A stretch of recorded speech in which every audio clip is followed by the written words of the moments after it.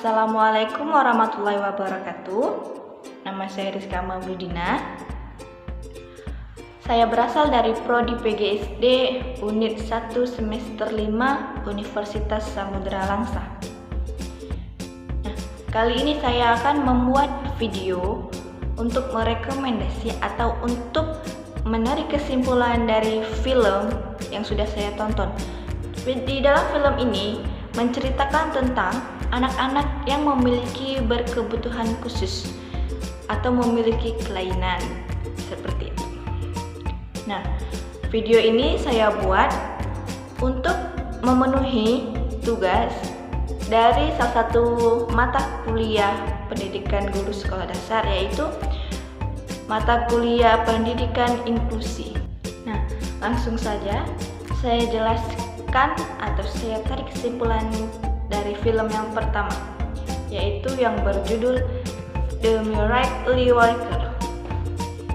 Di dalam film ini terdapat seorang anak perempuan yang bernama Helen Keller. Helen Keller ini memiliki kondisi yang tidak sempurna atau kondisi yang tidak sama seperti anak-anak normal lainnya, yaitu yang sering kita sebut dengan tunanetra, tunarungu, dan tunawicara. Tunanetra yaitu tidak bisa melihat, tunarungu tidak bisa mendengar, dan tunawicara tidak bisa berbicara. Nah, di film ini diperlihatkan tentang seorang guru yang bernama Nyonya Annie. Dia adalah guru untuk anak-anak yang mengalami berkebutuhan khusus. Ketika pertama kali dia mengajarkan Helen Keller ini, yang dia ajarkan adalah tentang bahasa.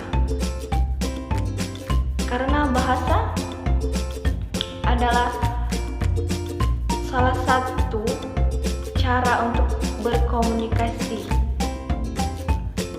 Nah, karena Helen Keller ini tidak bisa berbicara, tidak bisa melihat, dan tidak bisa mendengar, cara guru tersebut mengenalkan huruf atau kosakata kepada Helen Keller ini dengan menggunakan jari, menggunakan tangan. Seperti itu. Awalnya mengalami kegagalan. Kemudian, namun guru tersebut tidak merasa putus asa dan tidak pantang menyerah. Dia terus-menerus mengajarkan semua kosakata, kata-kata, benda kepada Helen Keller ini supaya dia bisa berkomunikasi dengan baik dengan keluarganya atau dengan orang lain. Nah, sampailah pada suatu ketika Helen Keller ini diminta gurunya untuk tinggal bersama, hanya tinggal bersama dia saja. Tidak ada ibunya, tidak ada ayahnya, tidak ada keluarga yang mendampinginya. Guru NDI tersebut meminta itu agar lebih bisa memberikan pengajaran yang secara maksimal kepada Helen Keller tersebut. Namun, orang tua dari Helen Keller ini hanya mengasih waktu 14 hari atau 2 minggu untuk merubah semua sikap dan untuk memberikan pengajaran kepada Helen Keller ini. Tentu saja guru tersebut merasa bimbang karena waktu 2 minggu itu adalah waktu yang sedikit baginya, dan dia masih memerlukan waktu yang panjang untuk memberikan pengajaran kepada Helen Keller tersebut. Namun dengan kegigihannya, dengan rasa semangatnya, dia terus mengajarkan hingga pada suatu ketika Helen Keller ini sudah bisa merubah sikapnya yang tadinya dia selalu marah-marah ketika dia tidak mendapatkan sesuatu yang dia inginkan.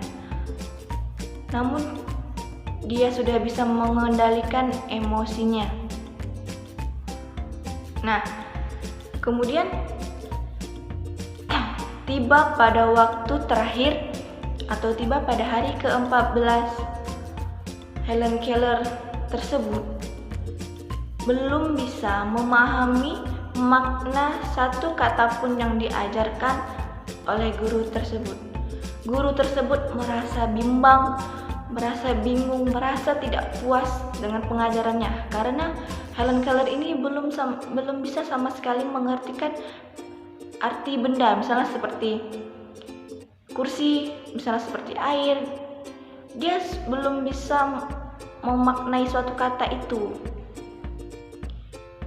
Dan dia kembali meminta kepada kedua orangnya untuk mengasih waktu lagi agar dia bisa memberikan pengajaran yang maksimal kepada Helen Keller ini. Tetapi karena rasa sayang kedua orang tua Helen Keller ini, dia tidak bisa berlama-lama berjauhan dari anaknya.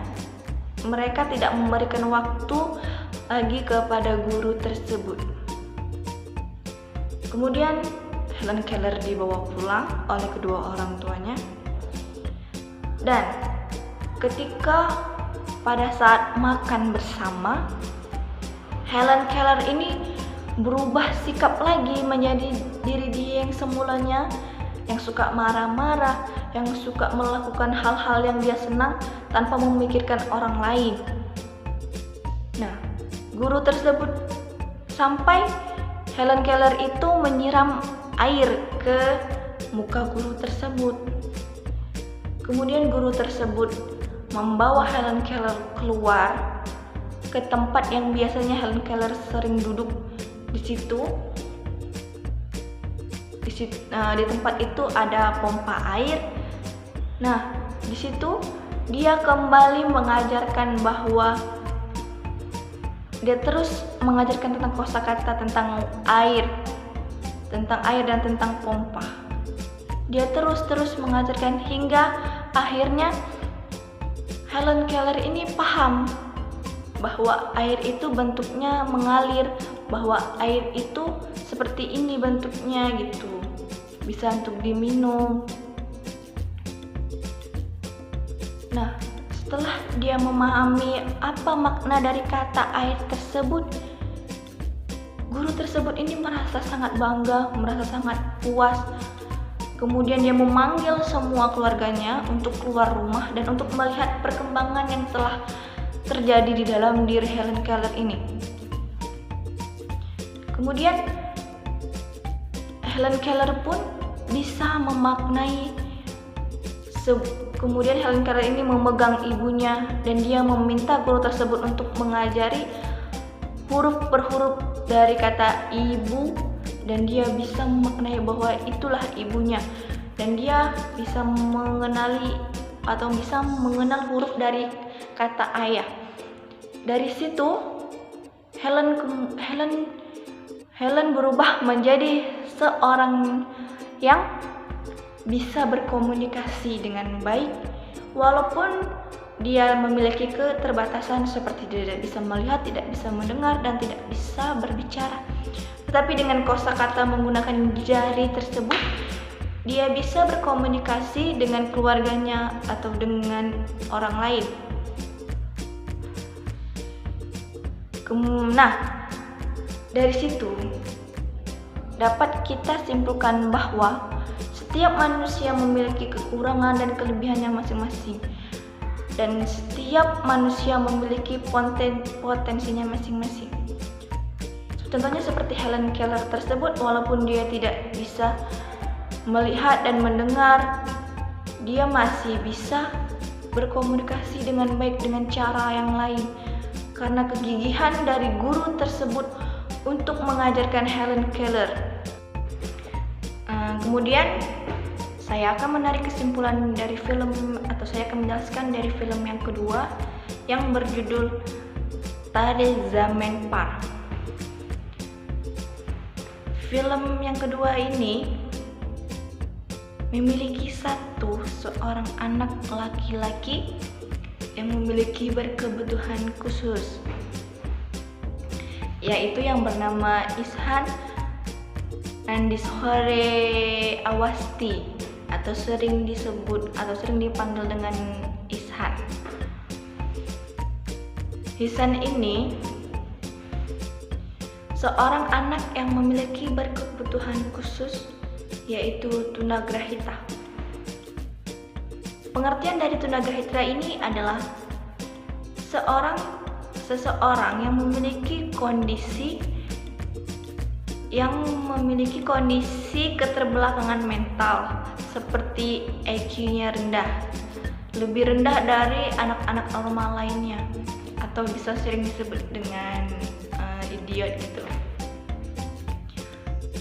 Nah, Ihsan ini ketika belajar di sekolah, dia sering bolos, dia tidak mengerjakan tugas-tugas sekolah yang dikasih oleh gurunya, dia malas belajar, hidupnya itu tidak teratur, hidupnya itu sembarangan, seperti dia kalau pulang sekolah tidak mau langsung mengganti pakaian, seperti itu dia langsung main-main dengan kawan-kawannya, dia langsung main dengan 2 ekor anjing kalau nggak salah ya. Dia tidak mau bermain dengan teman-temannya karena dia tidak memiliki kepercayaan diri, dia tidak mampu untuk berkomunikasi atau bersosialisasi dengan baik kepada teman-teman yang lain. Nah, singkat cerita, Ihsan ini selalu bermasalah di sekolahnya, dan gurunya selalu mengeluh bahwa Ihsan ini tidak bisa mengikuti pengajaran dengan baik. Nah, jika dia terus begini, dia akan dikeluarkan dari sekolah tersebut. Tentu saja membuat kedua orang tua Ihsan ini menjadi bimbang bagaimana mengatasi sikap Ihsan yang seperti itu. Kemudian ayahnya mengambil keputusan bahwa Ihsan akan berpindah sekolah yang bisa dibilang sekolah itu asrama atau dia bahkan tinggal di sana. Awalnya Ihsan ini menolak untuk dipindahkan ke sana. Namun karena orang tuanya sudah memiliki keputusan yang tepat, dia harus memindahkan anaknya tersebut ke sana. Setelah sampai di sekolah yang kedua tersebut, ada seorang guru yang bernama Ramshankar Nikum. Guru tersebut ini awalnya sudah memiliki sesuatu pengalaman atau sudah memiliki suatu keahlian, karena dia ini dulu pernah mengajar di sekolah SLB atau sekolah luar biasa. Jadi ketika dia menghadapi Ihsan ini, dia sudah tahu caranya bagaimana supaya Ihsan ini mau meningkatkan niat dia untuk belajar. Dia sudah melihat di diri Ihsan ini, walaupun dia tidak memiliki kecerdasan atau tidak memiliki kemampuan kognitif, tapi dia memiliki kemampuan yang lain seperti itu. Makanya pertama kali guru Nikum ini melihat Ihsan ini atau mengajarkan Ihsan ini dengan cara bukan oleh guru tersebut, yaitu yang pertama, dia mulai memperbaiki tulisan huruf-huruf ejaan yang dimiliki oleh Ihsan tersebut. Kemudian dia membuka kelas seni supaya untuk menghibur-hibur murid-muridnya tersebut agar lebih terhibur. Setelah itu, dia membimbing Ihsan untuk mencoret-coret pasir yang ada di dalam wadah dengan kuas. Kemudian dia menyuruh Ihsan untuk melukis sesuatu di atas kertas dengan menggunakan kuas. Nah, dari situ sudah nampak bahwa Ihsan memiliki bakat yaitu melukis karena lukisannya itu sangat bagus. Dari situ kemudian guru tersebut mengambil satu langkah atau mengambil satu cara, yaitu dengan mengadakan suatu perlombaan melukis di sekolah tersebut agar Ihsan tersebut mau menunjukkan bahwa bakat dia itu adalah melukis, karena sebelumnya Ihsan ini tidak memiliki kepercayaan diri untuk menonjolkan suatu bakat yang dimiliki oleh Ihsan.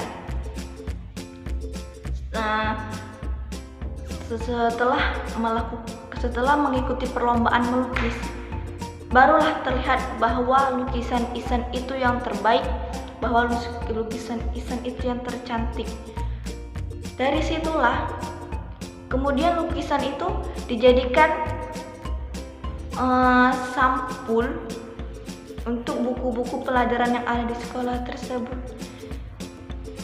Dari situlah Ihsan mulai percaya diri bahwa dia itu memiliki potensi atau memiliki bakat yang tidak dimiliki oleh orang lain. Bahkan lukisannya itu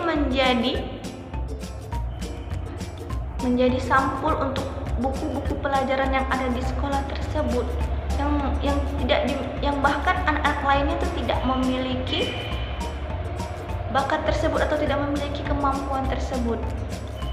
Nah, dari situ Ihsan pun mulai mengembangkan, dia mulai bisa memahami tentang pelajaran matematika, berbahasa, dan tulisan dan eja-ejaannya pun mulai bagus, mulai berkembang. Nah, dari situ guru tersebut mulai merasa bangga bahwa Ihsan itu walaupun anak yang memiliki keterbelakangan mental, anak yang memiliki EQ yang rendah, tetapi dia memiliki suatu bakat atau potensi yang dimilikinya, yang tidak dimiliki oleh orang lain atau tidak dimiliki oleh anak-anak lain pada umumnya. Seperti itu. Nah, dari dua film yang sudah saya jelaskan tadi, film ini sangat bagus untuk kita tonton, sangat bagus untuk kita lihat, sangat bagus untuk menjadi contoh dalam kehidupan kita sehari-hari, bahwasannya anak-anak yang memiliki berkebutuhan khusus atau memiliki kelainan adalah anak yang memiliki suatu potensi, memiliki suatu kemampuan yang lain daripada anak-anak yang lainnya. Jadi walaupun anak-anak berkelainan itu memiliki suatu kekurangan, tapi dia tetap memiliki suatu kelebihan di dalam dirinya. Dan dari film ini diperlihatkan dengan jelas bahwa suatu kegigihan, suatu penyemangat guru untuk merubah anak-anak yang memiliki berkebutuhan khusus tersebut agar menjadi anak yang lebih baik, agar mampu mengembangkan potensinya dengan baik lagi. Nah, jadi untuk saya pribadi sebagai calon guru, film ini sangat membuat saya film ini sangat membimbing saya untuk saya menjadi contoh untuk melakukan suatu hal yang sama ketika saya menjadi guru nanti dan saya menemukan anak-anak yang memiliki berkebutuhan khusus ini, untuk mendampingi, untuk terus mengajarkan tanpa rasa pantang menyerah, tanpa rasa putus asa, hingga pada suatu ketika guru berhasil untuk mengubah sikap atau merubah pola pikir dari anak-anak yang memiliki berkebutuhan khusus tersebut. Jadi untuk kalian yang belum melihat atau belum menonton film ini, harus segera menonton film ini, karena film ini memiliki pengajaran yang sangat luar biasa dalam kehidupan kita sehari-hari, bahwa kita tidak bisa memandang sebelah mata, tidak bisa meremehkan anak-anak yang memiliki berkebutuhan khusus ini, karena mereka memiliki suatu potensi atau kemampuan yang tidak kita miliki, yang tidak dimiliki oleh anak-anak normal lainnya. Itu mungkin hanya ini yang dapat saya jelaskan. Lebih dan kurang saya mohon maaf, karena saya pun masih belajar. Semoga video ini bermanfaat untuk kalian dan bisa mengajak kalian untuk melihat film ini dan bisa untuk menjadikan film ini contoh dalam kehidupan kita sehari-hari. Lebih dan kurang saya mohon maaf. Wabillahi taufiq wal hidayah. Wassalamualaikum warahmatullahi wabarakatuh.